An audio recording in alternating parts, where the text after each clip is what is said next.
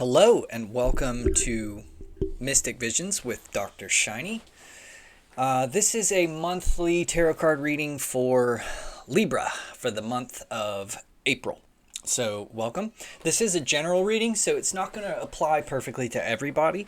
But if you are a subscriber to the channel, if you request at the end of the video in the comments, I will draw some extra cards just specifically for you, so you can get a little bit more of a personalized reading.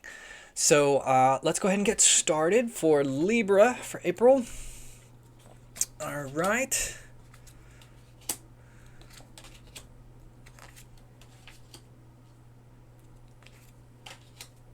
Okay.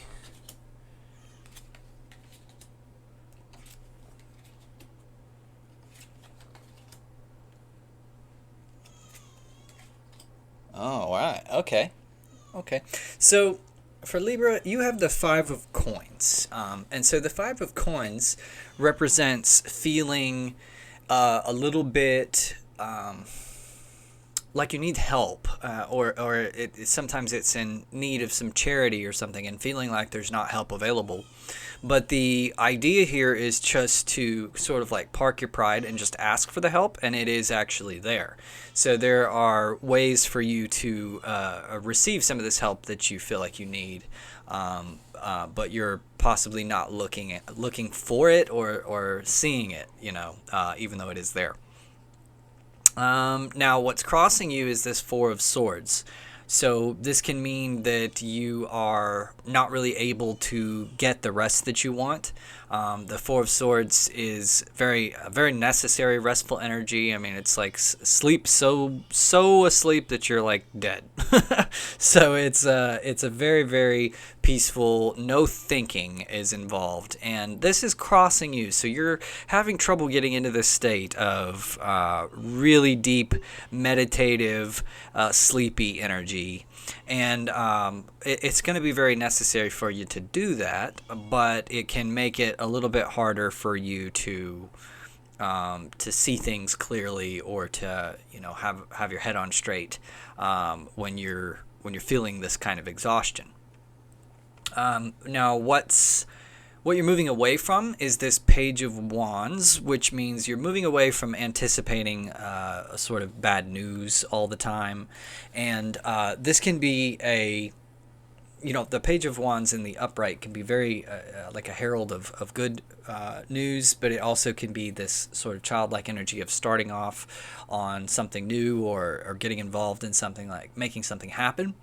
But you've been a little bit more resistant to making something happen, and trying to essentially reach some sort of stability in what's been going on, and not wanting to shake it up so much. But you're moving away from that and getting into a place where you kind of want things to be shaken up a little bit more. What you're moving toward is the Ten of Swords. So Ten of Swords has like a little bit of a grim outlook, where it's like an end of the road, and you can't succeed, you can't achieve a victory, but it's kind of one of those blessing in disguise type things, because on the other end of this Ten of Swords is letting go of an old mentality or old way of thinking that wasn't actually going to work, and allowing something new to be born from those ashes.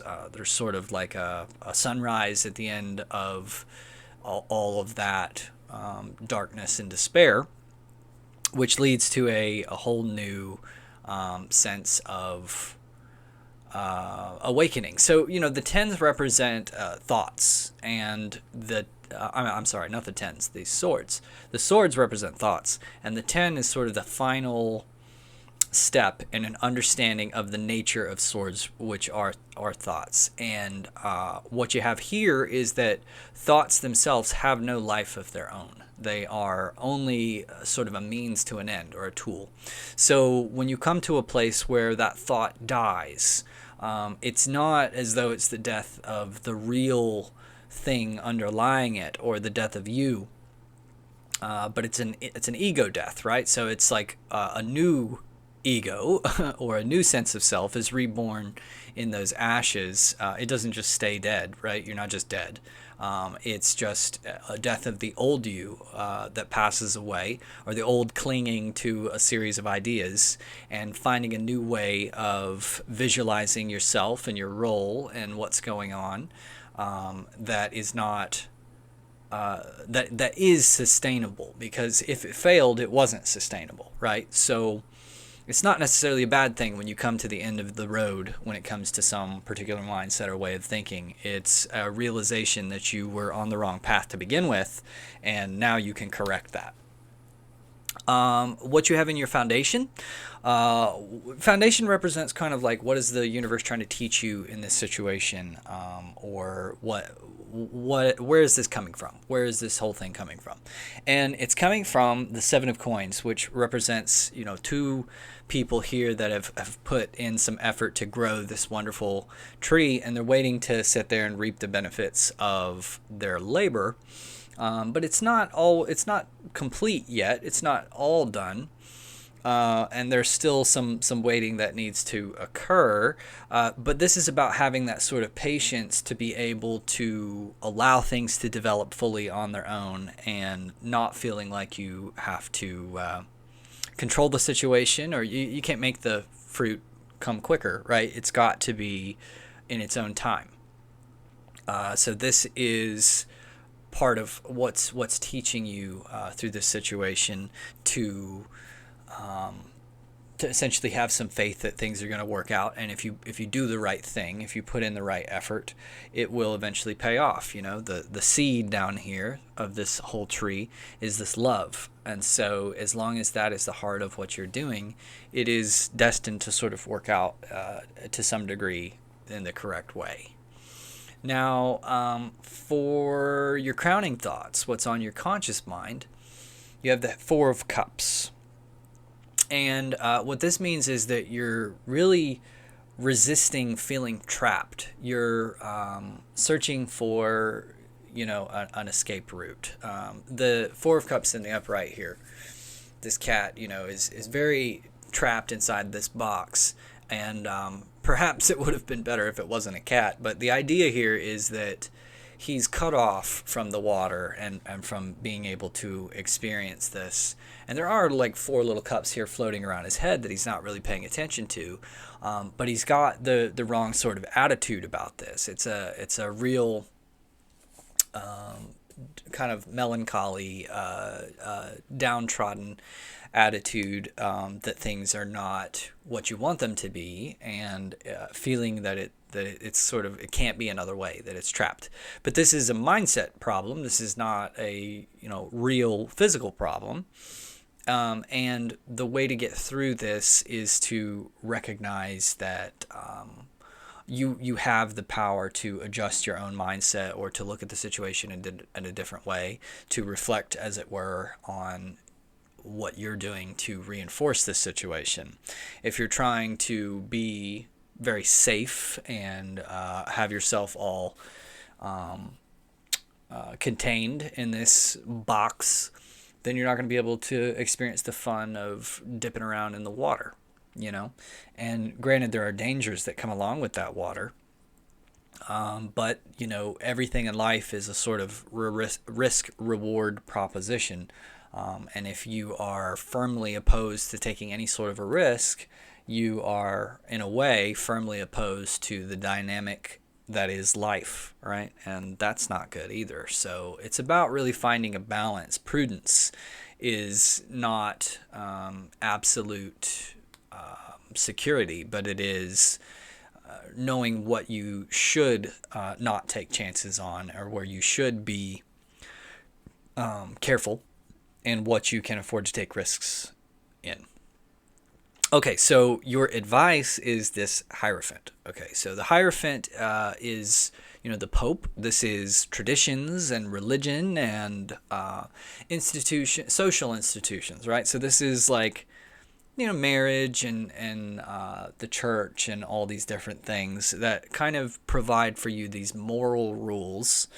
And it's not like the emperor's rules where it's like if you break the law you get thrown in prison or something like that. This is more of rules that are kind of like social lubricant. They make it easier for people to get along with each other by following these sorts of ideas. So your advice is to look at these things for what they are, which is something that's meant to be a tool to help you, and not to let those rules and regulations be more trouble than they're worth. So they're meant to solve a problem, not create a problem.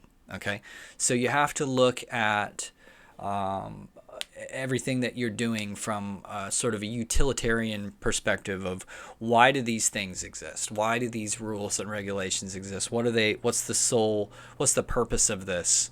And who is the person that these guidelines are invented for? And if you're not that person, are you perhaps putting too much effort into trying to conform to these standards when they're not really realistic for your situation or what you're going through?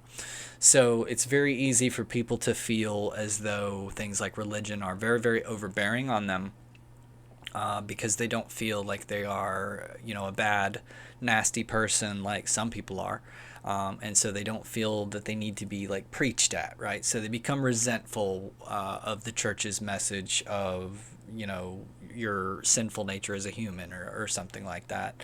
And it's understandable because the weakness of that is that when we try to paint anything with the broad brush, we end up excluding people, or we end up not appreciating the nuance and subtlety of diversity that exists in all things, and not just people, but in all things. There is more complexity to the universe than our thoughts and systems of language and symbolism can really capture.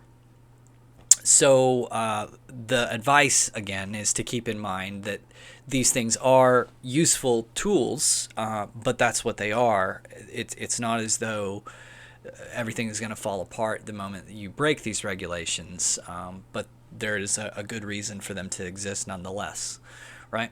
So there's a little bit of a balance that has to occur there. Your current environment is the Chariot, but it's in the reverse. So this is a lack of accomplishment. There's some things that in your current environment are not totally finished. You are working toward some things, or maybe not you, because this is your environment, right? So it probably is not you, but people around you are working towards specific goals and trying to achieve some things. So this could be if you're looking for help from the environment around you, and you feel like other people are busy trying to achieve their own things or whatnot, that can be where that mentality comes from, where you don't think that there's help available, but it is something that you just have to ask for or look for, and kind of park your pride a little bit to be able to find, because that having goals that you're looking to achieve in the environment here can mean that maybe just the attention is not really on you. Now, what you have for your fears card is the Two of Coins, and this represents, this strong need to split your time between, kind of work and play. There's a very difficult combination of like a work-life balance here that requires an extraordinary ability to juggle, and there's not really any time for anything else. And this is in the fears card, so you want to be able to have some time to kill, some just time to relax and do nothing. You don't want to feel as though you're being tugged in all directions at the same time, and you have no room for being able to just kind of relax or kick back. And that's understandable. Nobody wants to feel that way. It's awful. Well, some people are workaholics, right? And they cannot stand having a moment where their mind is not engaged. But the vast majority of us, we need some alone time. We need some chill time. And it's understanding not feeling like you have that time or being afraid of not having it, right? The overall message, though, is the devil here. And so what this represents is the fact that your suffering and your issues are the product of some type of desires in your mind, but also you have to think about like your fears and things too, because if you are afraid that some negative outcome might occur, then that can be a way of being controlled by trying to avoid those particular negative outcomes. And so your desires really have a way of trapping you and chaining you to a particular attitude or way of being, or making you feel as though you're stuck, that there's no way out of the situation. But it's really your desire to do something or to have something or be something that is causing that situation where you're unwilling to let go of certain ideas or desires, right? You're unwilling to let go of certain things to be able to free up some energy that would actually benefit you in the long run, but because you're so chained to a particular goal or idea, it's prohibiting you from having some flexibility in some very important areas in your life that's needed to be able to get where you want to go.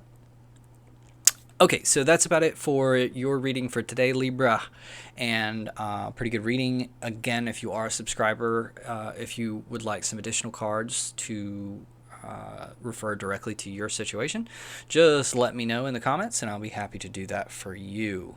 And thank you for watching. Again, please leave me some comments. Let me know what you like and what you didn't like, and we'll see you again next time. Thank you.